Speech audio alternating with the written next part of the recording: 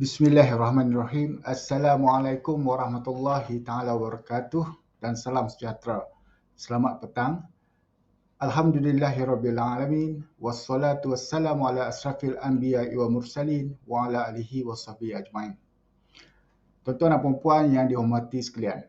Pertama sekali, saya mengucapkan terima kasih kerana persediaan anda untuk bersama-sama dengan saya di petang Khamis ini untuk kita sekali lagi berbicarakan tentang salah satu topik kesihatan, dan topik saya pada hari ini adalah tahun 2024 yang lebih bersih, yang lebih indah dan ceria.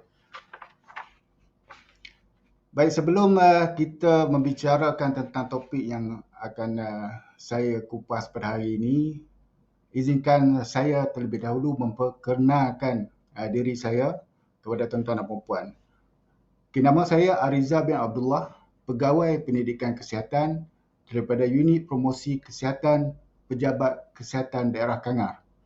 Dan unit kami ataupun pejabat kami berada di Jalan Padang Katung. Kepada tuan-tuan dan puan yang ingin mendapatkan bahan-bahan penerbitan promosi kesihatan secara percuma, sama ada flyers, risalah, buku kecil, poster dan sebagainya, anda bolehlah mendapatkan ia secara percuma di unit promosi kesihatan Jalan Padang Katung. Okay, ya. Baik, tuan-tuan dan puan yang dihormati sekalian.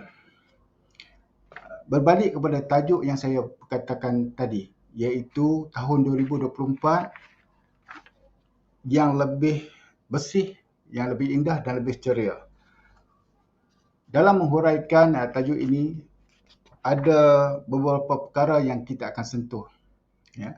Yang pertama, tahun 2024 membina masyarakat yang cakna akan kesihatan. Yang kedua, kita akan bercakap juga berkaitan dengan kebersihan persekitaran. Bagaimana kebersihan persekitaran itu bersangkut paut dengan tahap kesihatan. Seterusnya, kita akan bercakap tentang pencegahan denggi dan apakah langkah-langkah yang perlu dilakukan dalam kita mengatasi permasalahan denggi yang melanda negara kita. Yang seterusnya, tuan-tuan, kita juga akan melihat tentang kempen 10 minit seminggu untuk cari dan musnahkan tempat pembiakan. Dan akhir sekali, tuan-tuan, kita akan melihat kepada kempen daripada Kementerian Kesihatan Malaysia, iaitu One Hour Malaysia Clean Up, yang mana kita laksanakan, kita cuba nak mengajak kepada tuan-tuan dan puan seluruh masyarakat Malaysia untuk gotong royong di taman-taman, di kampung-kampung masing-masing sebulan sekali saja dalam masa sejam. So, untuk itu kita cadangkan supaya gotong royong One Hour Malaysia Clean Up ini dilaksanakan setiap hari Sabtu minggu keempat. Okey, itu antara beberapa perkara yang akan saya cuba bincangkan bersama dengan tuan-tuan dan puan pada petang yang berbahagia ini. Baik, tuan-tuan dan puan yang dihormati sekalian, saya berharap saya masih belum terlambat untuk mengucapkan selamat tahun baru tahun 2024 kepada anda semua. Dan saya percaya di tahun baru ini ramailah yang sudah berazam, macam-macam azam yang nak meningkatkan diri, yang nak buat bisnes, yang berazam nak berhenti merokok, yang berazam macam-macam lah, nak puasa bagi habis dan sebagainya lah. Okay. Tuan-tuan dan puan, begitu juga dengan kita di Jabatan Kesihatan ni, dan keazaman kita pada tahun ini, insya-Allah kita ingin melihat satu masyarakat yang mempunyai kesedaran ataupun cakna terutamanya terhadap masalah-masalah kesihatan. Dan apa yang kita fokuskan, macam di unit promosi ini, kita fokuskan kepada kesihatan ataupun lebih kepada pencegahan daripada penyakit-penyakit berjangkit.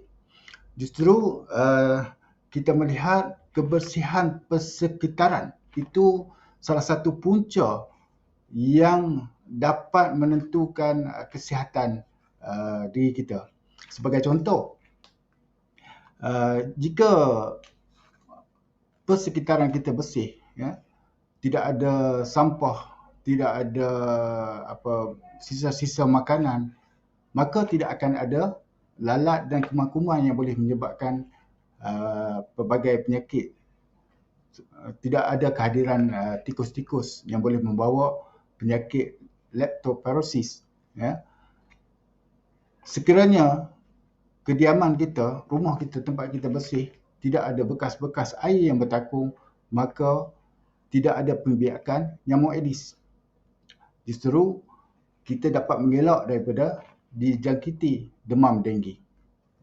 Jadi tuan-tuan dan puan-puan, itulah azam kita pada tahun ini untuk tahun 2024 merupakan satu landasan untuk memperkasakan masyarakat, terutamanya dalam mengamalkan gaya hidup sihat, merubah tingkah laku ke arah yang lebih positif. Okey, komitmen untuk mencapai kebersihan, keindahan dan keceriaan ini salah satu, kalau tuan-tuan dan puan-puan ingat, yang keduanya tuan-tuan dan puan-puan adalah kebersihan persekitaran. Kebersihan persekitaran merupakan tanggungjawab bersama. Salah satu aspek penting dalam mencapai tahun yang lebih bersih adalah menjaga kebersihan persekitaran. Kebersihan bukan hanya tanggungjawab pihak berkuasa atau individu tertentu itu saja, tetapi tanggungjawab bersama kita. Semua lapisan masyarakat perlu terlibat dalam usaha menjaga dan melindungi alam sekitar kita supaya ianya menjadi bersih, indah dan ceria. Pertama-tama kita perlu meningkatkan kesedaran tentang kepentingan menjaga alam sekitar ini. Program-program pendidikan awam dan kempen kesedaran boleh membantu memahamkan masyarakat tentang kesan pencemaran dan kepentingan pemeliharaan alam. Sekiranya setiap individu mengambil langkah kecil seperti tidak membuang sampah sebarangan, kita dapat melihat perubahan besar dalam kebersihan persekitaran. Baik, itu yang kedua tuan-tuan dan puan-puan. Ya. Sekarang ni saya nak ajak tuan-tuan dan puan-puan kepada yang ketiga, iaitu pencegahan denggi. Baik, sebelum kita pergi kepada persoalan pencegahan denggi, saya nak ajak tuan-tuan dan puan-puan kita lihat ataupun tengok sekejap berkaitan dengan jumlah kes denggi di Malaysia. Okey, dekat saya ada statistik ya. Sehingga bulan 12 tahun 2023 ya, terdapat sebanyak 117,505 kes denggi telah dicatatkan pada tahun 2023. Sementara itu, pada tahun 2022, hanya terdapat 62,060 kes saja. Kalau kita tengok sini, terdapat peningkatan yang agak ketara, hampir 100% ya, iaitu 89% peningkatan dari tahun 2022 dengan 62,060 kes. Kemudian dia pada tahun 2023 telah meningkat ke 117,505 kes. Jadi ini kalau kita tengok dari segi peningkatan atau trend peningkatan ini cukup membimbangkan lah. Ya. Kemudian kita tengok pula bagi tahun ini saja tuan-tuan dan puan-puan, bagi tahun ini jumlah kes terkumpul daripada 31 Disember tahun 2023 hingga 4 Januari 4 hari saja, 4 Januari 2024 telah dicatatkan sebanyak 2,137 kes denggi telah berlaku di seluruh Malaysia. hanya 4 hari dah 2,000 orang, ya. 2,000 orang lebih telah dijangkiti demam denggi. Dan ini amat membimbangkan kita lah, sebab bulan Januari hanya 4 hari saja, tuan-tuan. Bagaimana sekiranya dah cukup sebulan? Kita akan tengok selepas ini. Jadi tuan-tuan dan puan yang saya hormati sekalian, dalam kita nak pencegahan denggi ni, apa yang selalu kita ulang-ulang, kita bagi tahu, ada 3 perkara penting yang tuan-tuan dan puan perlu cakna. Yang pertamanya, kita sebab denggi ni, bak kata orang, cegah sebelum parah. Lebih cegah dahulu sebelum parah. So kita cegah dulu. So untuk mencegah ni, yang pertamanya kita kena cari dan musnahkan tempat-tempat yang menjadi tempat pembiakan nyamuk Aedes ni, bekas-bekas air kosong dan sebagainya. Itu yang pertama, cari dan musnahkan tempat pembiakan. Yang kedua ni, tuan-tuan dan puan, sekiranya kita mempunyai gejala demam denggi. Saya percaya tuan-tuan dan puan banyak yang dah tahu gejala demam denggi. Antara contohnya, kita berlaku demam yang teruk, sakit kepala, kemudiannya loya, muntah-muntah, mungkin cerit-berit, dan sakit perut, naik ruam-ruam merah di tubuh dan sebagainya. Sekiranya berlaku gejala-gejala ini, kita jangan tunggu lama-lama, duduk lama-lama di rumah dengan harapan ianya akan baik. Tuan-tuan dan puan perlu nasihatkan diri anda sendiri dan ahli keluarga anda, sekiranya berlaku tanda-tanda demam denggi ini, cepat-cepatlah anda pergi ke klinik yang berhampiran. Terutamanya jika di kawasan anda itu terdapat kes denggi ataupun berlakunya wabak. So jangan tunggu lama-lama, sebab seperti mana yang kita sedia maklum, denggi ini cukup berbahaya, dan demam denggi ini ianya boleh membawa sehingga membawa maut. Dan satu cerita saya nak kongsikan dengan tuan-tuan dan puan. Ada seorang TikToker tu. Kalau tuan-tuan dan puan pernah lihat, dia seorang yang buta, tapi dia famous. Nama dia tak salah saya Danish, Danish. Dia selalu basking main gitar Dia buta, dan dia cerita antara salah satu sebab yang menyebabkan dia buta adalah kerana dia pernah terkena demam denggi, dan berlaku demam denggi berdarah, dan berlaku pendarahan yang serius sehingga merosakkan mata. Itu tuan-tuan dan puan boleh cek di TikTok masing-masing depan ni. Okey, yang ketiganya, kena lindungi diri daripada gigitan nyamuk. So, macam mana kita nak lindungi diri daripada gigitan nyamuk ni, tuan-tuan? Kita boleh pakai repellent. Kita jangan berada di luar rumah semasa waktu nyamuk ini aktif, sama ada awal senja, di waktu senja ataupun di waktu subuh, awal pagi. Jangan berada di luar rumah. Kemudiannya, kita pakai pakaian baju lengan panjang, seluar lengan panjang. Kita juga boleh menggunakan aerosol. Kita tidak menggunakan kelambu. Kita pasang net di tingkap-tingkap rumah kita. So ini antara cara-cara yang boleh mengelakkan daripada diri kita daripada digigit oleh nyamuk Aedes. Okey. So 3 perkara tu, tuan-tuan. Yang pertamanya, kita cari dan musnah tempat pembiakan. Yang keduanya, kita dapatkan rawatan segera sekiranya kita bergejala. Yang ketiganya, kita lindungi diri kita daripada digigit oleh nyamuk Aedes lah. Baiklah, keempat tuan-tuan dan puan-puan, iaitu 10 minit cari dan musnah tempat pembiakan jentik-jentik. Ianya bertujuan untuk memutuskan tikaran hidup nyamuk Aedes dari telur menjadi nyamuk Aedes dewasa yang mengambil masa selama 7 hari. Okay, gotong royong cari dan musnah, bersatu hati melawan denggi. Untuk meningkatkan lagi usaha kita, mari bersama-sama kita menyokong kempen seperti cari dan musnahkan tempat pembiakan, yang mana memberi fokus kepada gotong royong mencari dan memusnahkan tempat-tempat pembiakan nyamuk. Usaha setiap individu dalam membersihkan kawasan sekitar rumah dan tempat kerja bukan sahaja dapat melindungi diri, tetapi juga melindungi komuniti dari ancaman penyakit ini. Langkah-langkah kecil seperti menutup bekas air, membersihkan tempat-tempat yang berkumpul air hujan dan menguruskan kawasan persekitaran dapat membuat perbezaan yang besar. Mari kita buatnya satu kebiasaan dalam kehidupan seharian kita. Jadi kerajaan telah berkempen tentang 10 minit cari namusa ni. Kita peruntukkan dalam seminggu untuk kita bersama-sama di hujung minggu bersama-sama keluarga kita, anak-anak,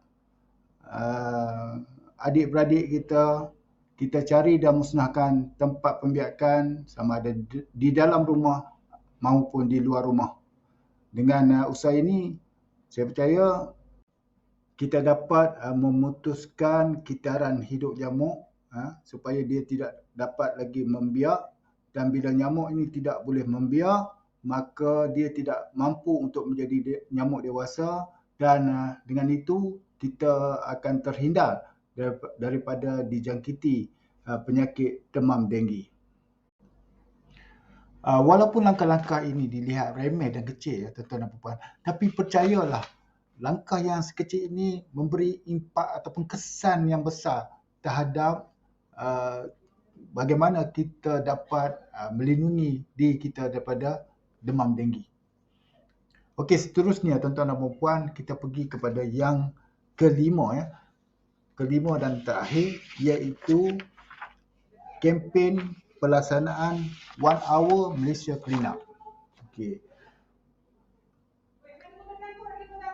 Kempen 1 Hour Malaysia Clean Up ini, kita nak mengajak seluruh masyarakat Malaysia di mana saja berada, sama ada dia di kampung-kampung ke, di taman ke, di sekolah ke, di mana-mana saja, kita memperuntukkan masa untuk dalam tempoh sebulan selama sejam untuk kita sama-sama mengajak masyarakat gotong royong di kawasan persekitaran kita untuk mencari tempat-tempat ataupun sampah-sampah yang menjadi tempat pembiakan nyamuk Aedes ini. Kita peruntukkan masa selama sejam, sama ada di taman-taman kita, di kampung-kampung kita, kita ajak seluruh orang kampung, ajak seluruh penduduk, tak kira kecil, besar, tua dan muda dan sebagainya, kita sama-sama. Sama ada kita boleh buat vlogging ke, kita bawa plastik sampah sambil kita berjalan sekeliling taman, kita boleh kutip sampah-sampah sarap yang bertebaran di taman-taman kita lah, di taman-taman perumahan kita.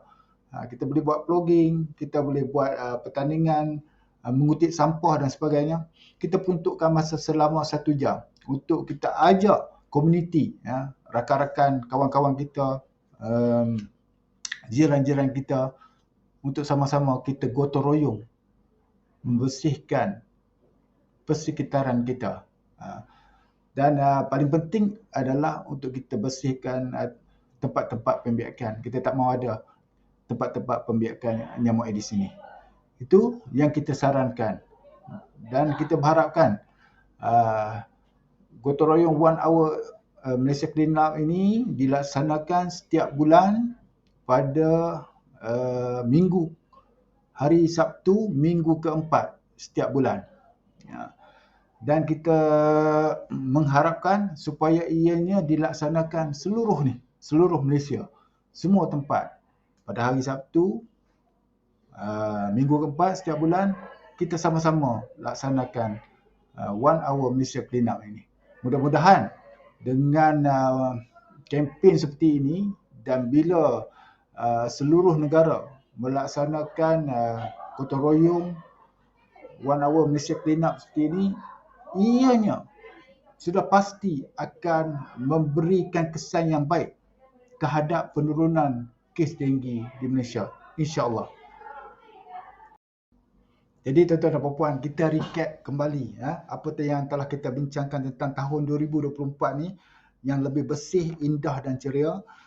Yang kita telah melihat tahun 2024 untuk membina masyarakat yang cakna kepada kesihatan. Kemudian kita juga telah melihat tentang kebersihan persekitaran yang merupakan salah satu teras dalam agenda nasional Malaysia Sihat. Kemudiannya kita juga telah melihat tentang pencegahan denggi, apakah yang boleh kita laksanakan untuk pencegahan denggi ini, dan langkah-langkah yang perlu kita ambil. 3 perkara tadi saya telah sebutkan. Yang pertama, kita cari dan musnah. Yang kedua, kita dapatkan rawatan sekiranya bergejala. Yang ketiga, kita lindungi diri kita daripada gigitan nyamuk. Dan seterusnya, kita juga telah melihat 10 minit, kempen 10 minit seminggu untuk kita cari dan musnah bersama keluarga di rumah masing-masing.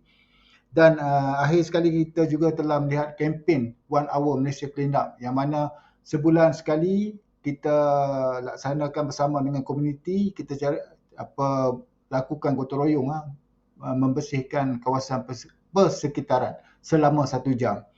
Jadi itu tentang apa yang telah saya bincangkan pada hari ini. Sebagai kesimpulannya, tuan-tuan dan puan, marilah kita membina masa depan yang ceria bersama dengan semangat gotong royong yang boleh membawa kepada keceriaan dan keindahan. Kemudian setiap individu memainkan peranan penting. Kemudiannya masyarakat itu sendiri perlu mengambil tanggungjawab sebab menjaga kebersihan dan memelihara kesihatan komuniti ini adalah tanggungjawab setiap individu. Dan tahun 2024 mudah-mudahan menjadi tahun yang lebih bersih, yang lebih indah dan ceria, dan ianya memerlukan usaha bersama dari setiap individu dan masyarakat. Kebersihan persekitaran, pencegahan penyakit dan semangat gotong royong adalah kunci kejayaan dalam mewujudkan masyarakat yang cemerlang dan harmoni.